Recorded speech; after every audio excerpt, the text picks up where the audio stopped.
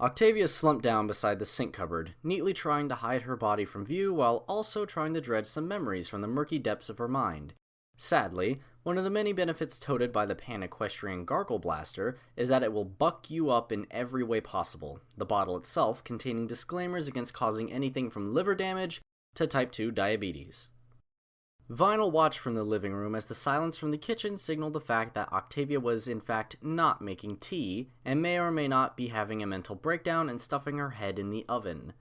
While Vinyl was partially worried, she didn't want to intrude in on her, mainly because her hopes might have been shattered and she would have just found Octavia moping around next to the mop pail. Instead, she tried to reach out her benevolent ideals using her voice.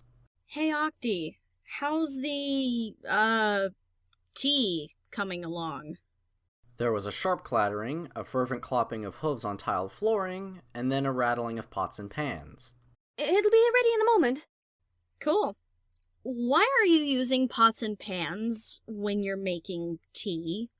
Octavia pulled her head out of the cupboard, halting in her frenzied effort to sound as busy as she wanted to look. I like the traditional method, on the hob. It makes the tea that much sweeter, don't you think? She was confronted by Vinyl's quite frankly irritating grin that was growing like a tumor on her mind. She let go of the wok and saucepan in each of her forehooves and stowed them back into the cupboard. I'm no chef, but I don't think you'll get far with those. I'm guessing that maybe you're finding this whole situation a little awkward? Indeed. What irks me most is that you don't seem very fazed at all. Vinyl disappeared back through the doorway in a light giggling fit the Gargle Blasters amplified into a migraine. She recovered quite sharply after a second or two and returned to the kitchen. Oh, it's not the first time I've woken up with a hangover of Philly and no idea what the hay happened. She locked eyes with Octavia's partially worried, partially scathing stare. Hey, it was uni. What pony didn't have one of those "Oh Celestia, no" mornings? I, for one, didn't. I spent my time at uni studying. Well, yeah, that's the bit in between all the fun stuff. Besides, even drunk, I think I'd pass on you. She gave a sly wink and watched as Octavia's mind ripped her in two directions. I'll have you know that I am a very attractive mare, but to colts, not to other mares. No, not at all. I don't judge, Octi. I don't judge. You can be whatever you want to be, so long as it's prudy, 'cause that's what's fun about you. Ugh, the last thing I want in this life is an "it's cool to Philly fool" speech from you, Vinyl. Excuse me, I think I hear my mail calling. Octavia stomped past Vinyl, eliciting another pained giggle at her indignant demeanor. She found the offending letters, bills, coupons, and a magazine. Tearing it open in a rare moment of Philly-ish glee, she glanced at the cover, then turned a remarkably similar shade of green to the dreaded Gargle Blasters. Hey, Octi, what's... Oh... Is that us? For the love of Celestia, I hope not. Well, at least we're famous, I guess. The cellist and the charlatan. I gotta be the cellist, right? She shot a grin at Octavia, who groaned under her breath. I highly doubt it, Miss Charlatan. The reason I am reluctant to open it is that... She jabbed a hoof at the familiar image of a certain chocolate-colored ice cream pony, gleefully rendered above the sharp artist's impression of herself in Vinyl. Octavia had to hoof it to the mare.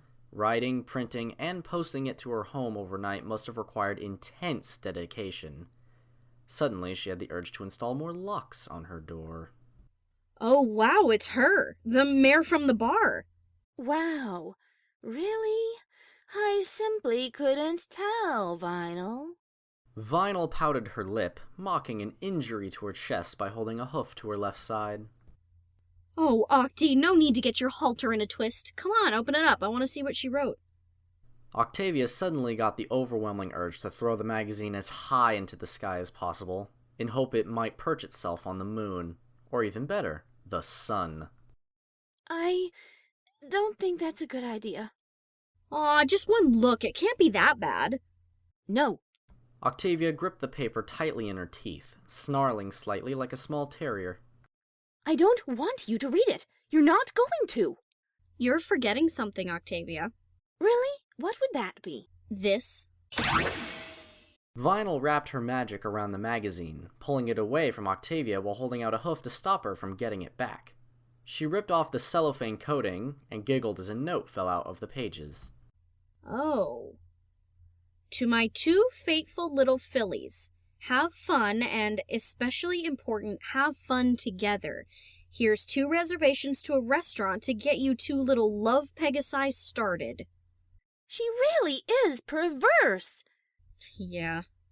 Vinyl cocked her head, shaking the reservation out of the magazine. But hey, free food. Now, page 7 of this little magazine is her story, and... You're reading it? Yeah. Are you going to stop now? No, not yet. Although, for the record, I wouldn't ever do that with a tuba. That'd be painful. Can you please stop? I'm not comfortable standing here while you read that. Octavia jumped up at the magazine, trying to snatch it with a hoof and a tooth. Why are you even reading that smut? A, it's about me, and B, I'm reading it for the plot. Please, I am begging you. Just stop, please.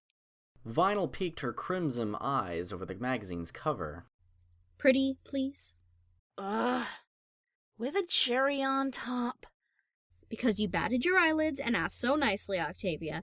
Though, you should probably keep this. Might be a weirdly accurate placeholder for last night. The pictures, though? Skip 'em. Vinyl set the magazine on a nearby table, before turning to Octavia with her ditzy little grin. But her descriptions of your socks are pretty close to the real thing. Where? Let me see. Octavia snatched up the magazine, scanning the page as her face became paler and paler. My, that is a painful thing to do with the tuba.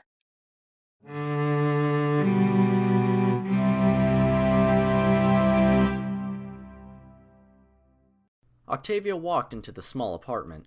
She wasn't often one for intruding into other ponies' homes, but in her defense, Vinyl had left the door wide open. She entered the home, evading the various forms of detritus that scattered the apartment. She tip-hoofed into the bedroom, finding her quarry fast asleep at a considerably late hour as well. Octavia loomed over the unconscious mare, once more prodding her hoof sharply into her withers.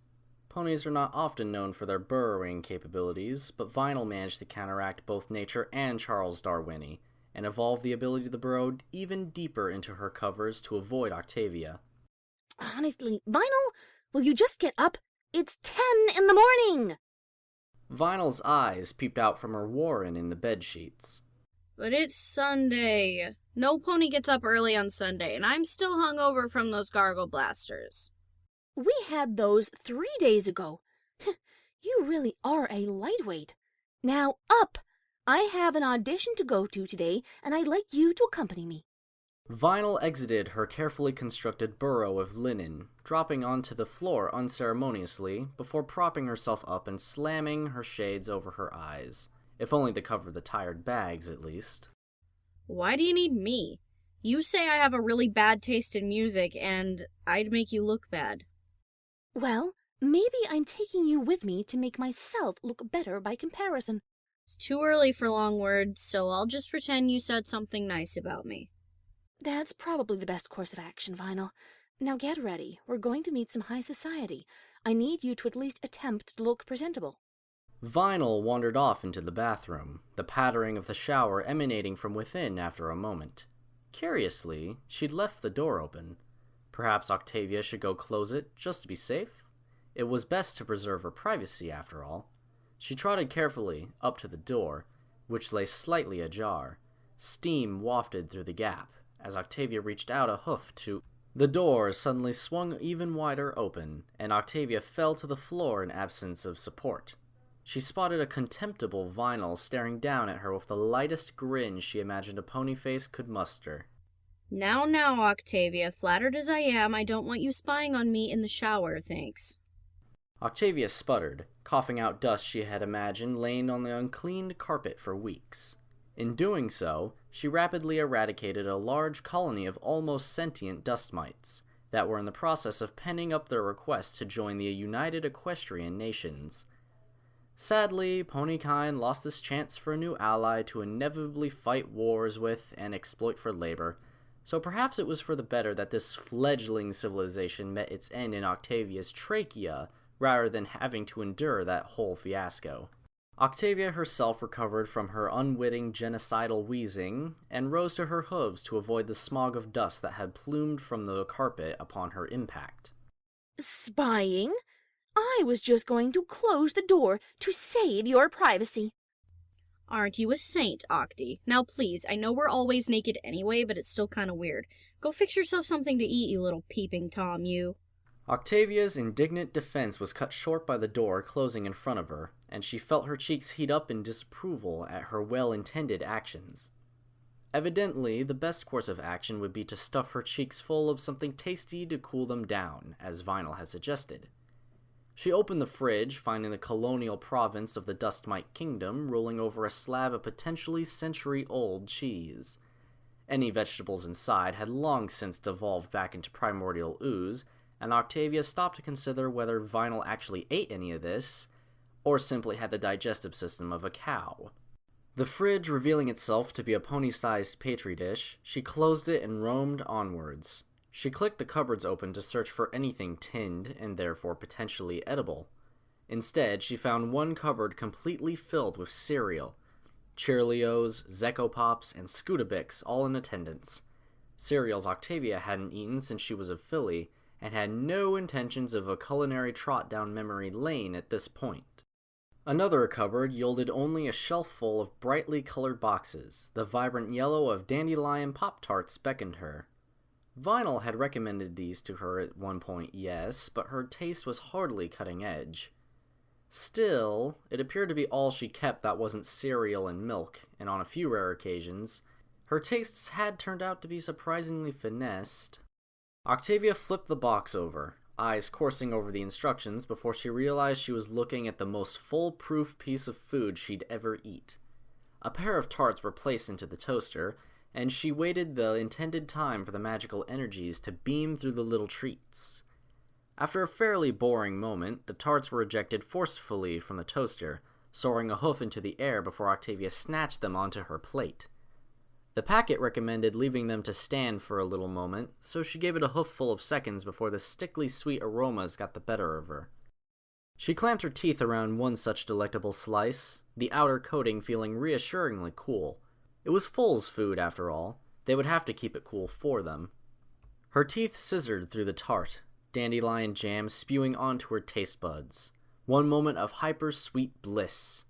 Then a fiery stab of pain through her tongue. They were hot. Very hot. Vinyl heard the scream from the shower, even though her usual habit of humming Dead Whore 5 as loud as she could so ponies listening would know she was in the shower and therefore would not like to be spied on. She leapt out of the cleansing downpour, mane and tail sodden as she crashed through the door and into her living room. She spotted Octavia sitting on the couch, gingerly touching a hoof to her tongue. These Pop-Tarts are painful. Octavia's tongue was red and inflamed, much like Vinyl's cheeks as they failed to repress her laughter. She plummeted to the floor, a small shockwave of dust intermingling with her wet coat and usurping the entire purpose of showering in the first place.